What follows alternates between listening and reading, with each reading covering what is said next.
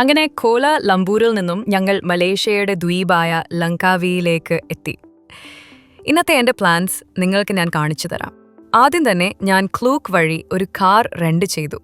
ശേഷം പെട്രോളും അടിച്ചു നേരെ വേൾഡ്സ് സ്റ്റീപ്പസ്റ്റ് കേബിൾ കാർ റൈഡിലേക്ക്.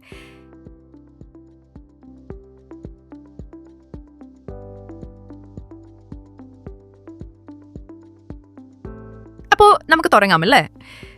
ലങ്കാവിയിലെ ഏറ്റവും വലിയ ആകർഷണം എന്ന് പറയുന്നത് ഇവിടുത്തെ കേബിൾ കാർ യാത്ര തന്നെയാണ്.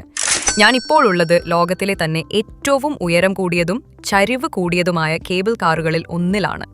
മുകളിലേക്ക് പോകുന്തോറും കാഴ്ചകൾക്ക് ഒരുപാട് മാറ്റങ്ങൾ വരുന്നുണ്ട്. താഴെ നിറയെ പച്ചപ്പും മലനിരകളും, അതിനപ്പുറം ആകാശത്ത് മേഘങ്ങൾക്കിടയിൽ. ശരിക്കും പറഞ്ഞാൽ ഒരു ഡ്രീമി വിഷ്വൽസ് പോലെ. പേടിയില്ലാത്തവർ തീർച്ചയായും ഗ്ലാസ് ബോട്ടം കേബിൾ കാറിൽ കയറണം. ഞാൻ ഗ്ലാസ് കേബിൾ കാറിലാണ് പോയത്. ആ ഒരു അനുഭവം വേറെ തന്നെയാണ്. ചില ഇൻട്രസ്റ്റിംഗ് ഇൻഫർമേഷൻസ് കൂടി ഞാനിവിടെ കൊടുക്കുന്നുണ്ട്. ഇതിൻ്റെ ആകെ നീളം 2.2 കിലോമീറ്ററാണ്. ഏകദേശം 708 മീറ്റർ ഉയരത്തിൽ നിന്നാണ് ഇതിൻ്റെ യാത്ര തുടങ്ങുന്നത്. മുകളിലെത്താൻ എടുക്കുന്ന സമയം 15 മിനിറ്റ് മാത്രമാണ്. നിങ്ങൾക്ക് കൂടുതൽ വിവരങ്ങൾ അറിയണമെങ്കിൽ സ്ക്രീനിലുള്ള കാര്യങ്ങളൊന്ന് പോസ് ചെയ്ത് വായിക്കാവുന്നതാണ്.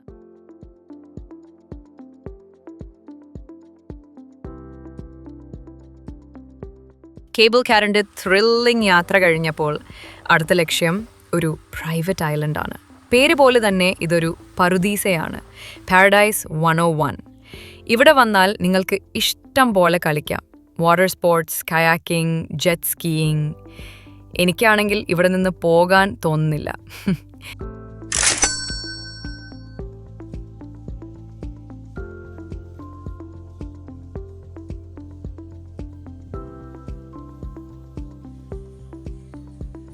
ശേഷം നേരെ വിട്ടത് ഒരു ക്രൂസ് യാത്രയ്ക്കാണ്. ലങ്കാവിയിലെ സൂര്യാസ്തമയം കാണാൻ ഇതിലും നല്ലൊരു മാർഗമില്ല.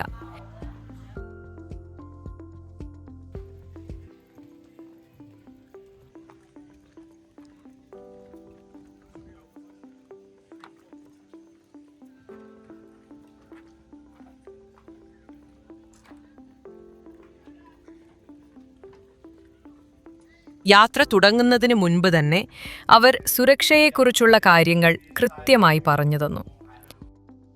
ക്രൂസ് തുടങ്ങി പിന്നെ കാഴ്ചകളുടെ ഒരു ആഘോഷമായിരുന്നു. മലേഷ്യൻസ് അവരുടെ അവധിക്കാലം ആഘോഷിക്കാൻ ഇവിടെയാണ് വരുന്നത്.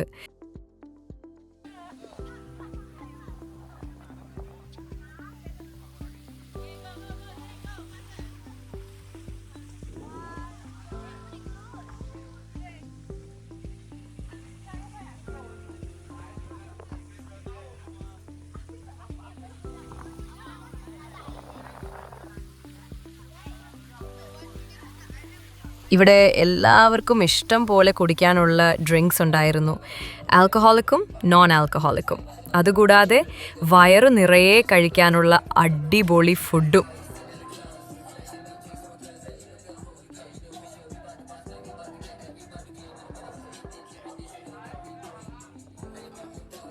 സത്യം പറഞ്ഞാൽ ഇവിടെ ഓരോ നിമിഷവും ആഘോഷമാണ്.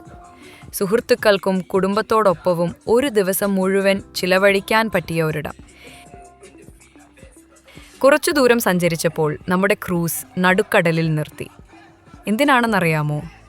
കടലിൽ ചാടി നീന്താനുള്ള ഒരു അവസരം. ലൈഫ് ജാക്കറ്റൊക്കെ ഇട്ട് ആർക്കും കടലിലിറങ്ങാം.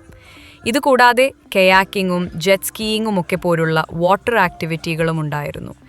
പക്ഷെ അതിനെല്ലാം പ്രത്യേകം പണം നൽകണം. നമ്മുടെ ക്രൂയിസിൽ ഒരുപാട് കുട്ടിപ്പട്ടാളമുണ്ടായിരുന്നു. ഇവിടെ സ്കൂളിൽ പഠിക്കുമ്പോൾ തന്നെ അവർക്കു നീന്താനുള്ള ട്രെയിനിങ് നൽകുന്നുണ്ട്. പൂ പറിക്കുന്ന ലാഘവത്തോടെയാണ് അവർ കടലിലേക്ക് എടുത്ത് ചാടുന്നത്. യാത്രയിലുടനീളം പാട്ടും ഡാൻസും ഒക്കെയായി ഒരു പൂരത്തിൻ്റെ പ്രതീതിയായിരുന്നു. പരുന്തുകളുടെ ദ്വീപ് എന്നും ലങ്കാവി അറിയപ്പെടുന്നുണ്ട്. അപ്പോൾ ഈ പ്രതിമ കാണുമ്പോൾ ഈ നാടിൻ്റെ പാരമ്പര്യവും ശക്തിയും നമ്മൾക്ക് അനുഭവിക്കാൻ കഴിയും.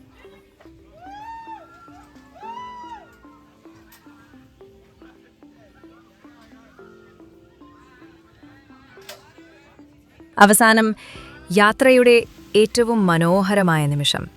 സൂര്യാസ്തമയം കാണാൻ വേണ്ടി എല്ലാ ക്രൂസ് ബോട്ടുകളും നടുക്കടലിൽ ഒരേപോലെ അങ്ങ് നിന്നു. ആകാശവും കടലും നിറങ്ങൾ വാരിയെറിഞ്ഞ് നമ്മളെ അമ്പരപ്പിച്ചു. നല്ല പാട്ടുകൾ വെച്ച് എല്ലാവരും ഒരുമിച്ച് ഡാൻസ് ചെയ്തു, ചിരിച്ചു, ആസ്വദിച്ചു. ജീവിതത്തിൽ ഒരിക്കലെങ്കിലും കണ്ടിരിക്കേണ്ട, അനുഭവിച്ചറിയേണ്ട ഒരു കാഴ്ച.